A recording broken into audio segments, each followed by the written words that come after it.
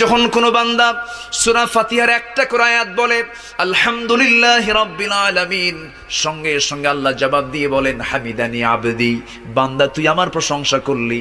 আর রহমানির রহিম যখন বলে আল্লাহ বলেন আসনা আলাইয়া আবদি। মালিক ইয়াউমিদ্দিন যখন বলে আল্লাহ বলেন মাজ্জাদানি আবদি। এরপরে যখন বলে ইয়াকা না'বুদু ওয়া ইয়াকা নাস্তাঈন পর্যন্ত যখন বলে আল্লাহ বলেন বান্দারে তুই আমার কাছে কি চাস, প্রাণ খুলে চা রে বান্দা।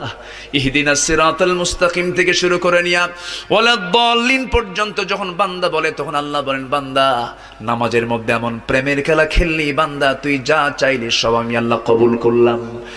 ওই বান্দা যখন রুকুতে যায় আল্লাহ তখন অস্থির হন। ওই বান্দা যখন সিজদায় যাওয়ার জন্য প্রস্তুতি নাই, সমস্ত ফেরেশতাকে ডাক দিয়ে বলেন ও ফেরেশতারা, এই বান্দাগুলো আমাকে দেখলো না, রাসূলকে দেখলো না, কোরআনকে দেখে হাদিসকে বিশ্বাস করে আমাকে খুশি করার জন্য তার সবচেয়ে সম্মানজনক